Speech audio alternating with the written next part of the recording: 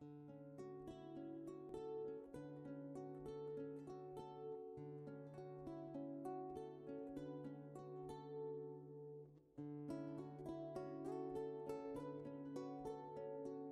behalf of the editorial committee of the Journal of European Integration, I would like to congratulate Wolff and Stella Ladi for the publication of the special issue of the journal devoted to the reaction of the EU to the COVID-19 pandemic. That proposal was selected after a very competitive call, and they did an excellent work as guest editor. The issue includes a paper by Sven Biskop, who recently delivered the third annual lecture of the journal about the impact of the COVID on the EU strategy at global level here at the college. The Journal of European Integration hosts a couple of special issues every year, and will always give priority to cutting-edge topics. So having one on the COVID was obviously a priority for us.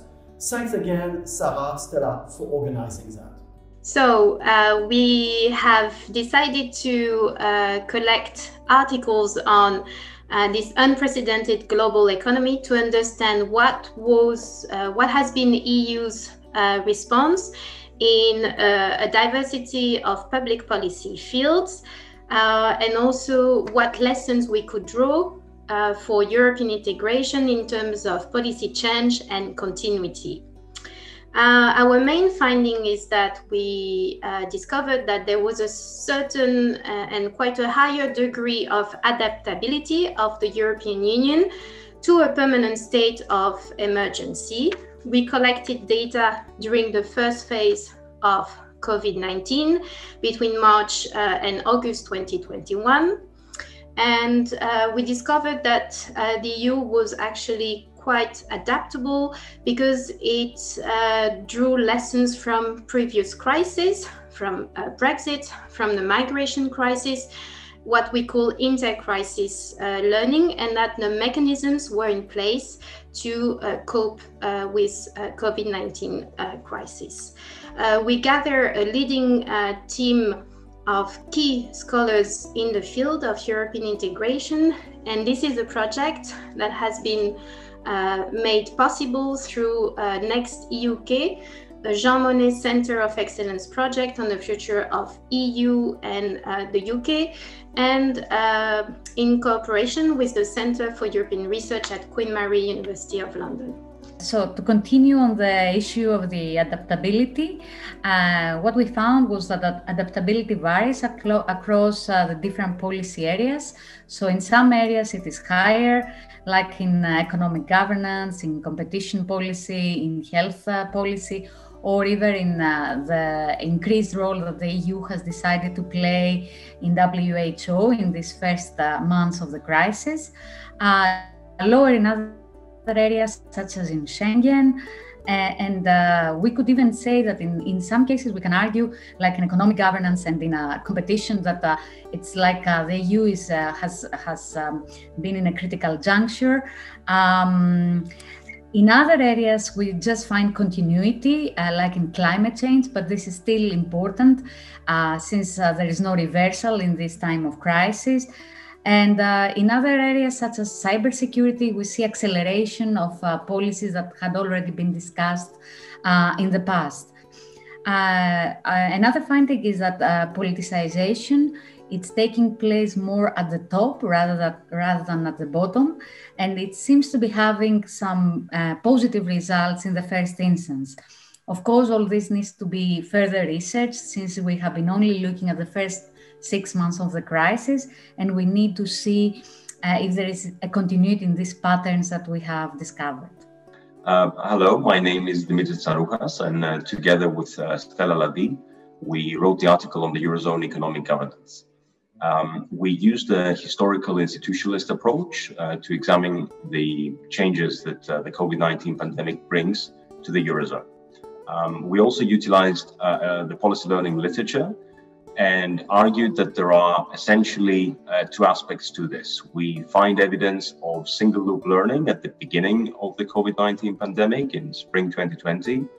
And then by the time of the July 2020 summit, we also have evidence of double loop, that is to say, more transformative policy learning processes brought about by competent and experienced policy entrepreneurs. We also argue that the Eurozone finds itself now at a critical juncture, and that there is at least potentially the possibility of a redistributive function appearing alongside the already regulatory functions of the Eurozone. Finally, we argue that this policy outcome is still contingent upon the battles that will be launched within the EU, particularly at the level of the European Council, and therefore we will have to await the policy implementation of this new recovery and resilience facility. Hello, I'm Eleanor Brooks, and in this paper with Professor Robert Geyer we discuss the development of EU health policy in light of the COVID pandemic. So the paper takes a snapshot of the EU's health agenda at 4 points in time, in 2000, 2010, the agenda as it looked at the start of 2020, and the agenda as it's shaping up for the post-COVID period. We adopt a complexity perspective to visualise the decision-making characteristics at each of these points and to map change in these over time. What we identify as a relatively stable trend, so we see the EU over the years moving into more complex, more politically sensitive areas, as we would expect for a maturing policy area.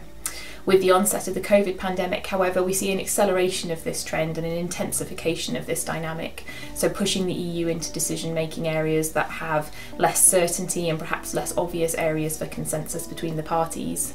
We conclude that this is a positive sign, it's a strength, it's indicative of greater cooperation in the area of health at the European level, but we also identify a number of challenges, particularly vis-à-vis decision-making approaches and political sensitivities in the area of health. You can find the full article in the Journal of European Integration special issue on COVID. Hello, my name is Justinas, and together with Dr. Sophie Minieux, I co-authored a paper on European competition policy in wake of the COVID-19 crisis. Our paper examines the pandemic response in light of the broader changes to EU competition policy over the last few years.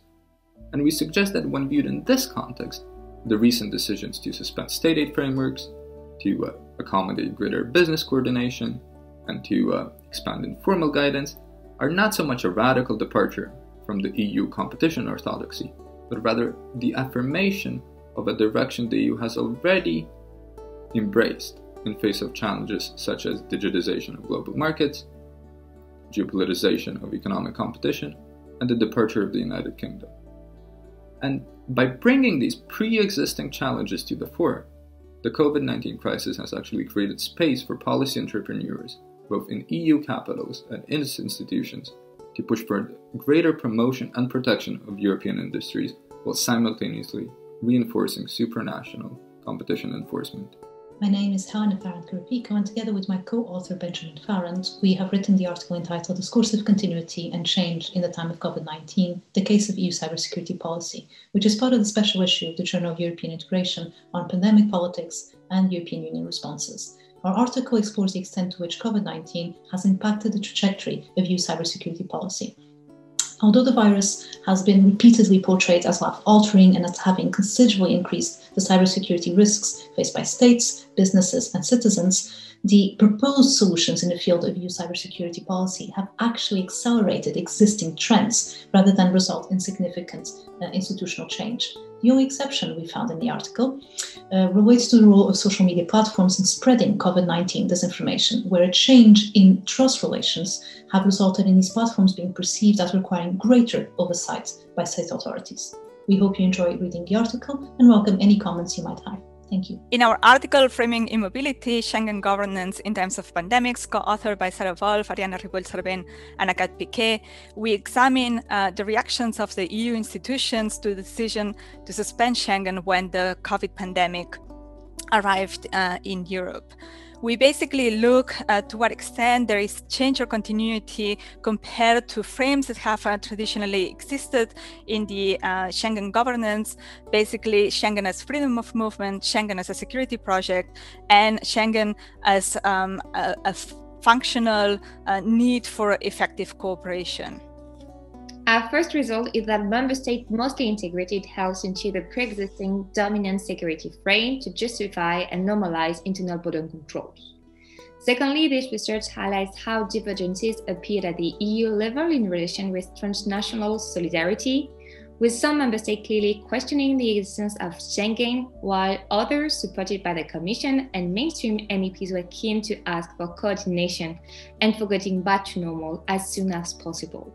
In my concluding article for the special issue, I build on the other articles to answer two sets of basic questions. One, what changed in terms of EU policies compared to previous crises and how? Two, who changed those policies and why? For what changed, I find that in health and economic policies, the EU, after slight delay that seemed a replay of previous crises, engineered paradigmatic shifts which led to deeper integration.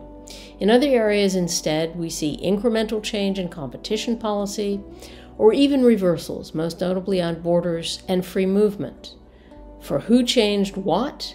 Rather than insisting that member state leaders in the Council were in charge, or instead that supranational actors like the Commission and the ECB were in control, I argue that much actually depends on the area in question. And in the most salient areas, actually, a combination of intergovernmental and supranational actors were key. And this led to more positive political dynamics in the pandemic, in great contrast to the Eurozone and migration areas.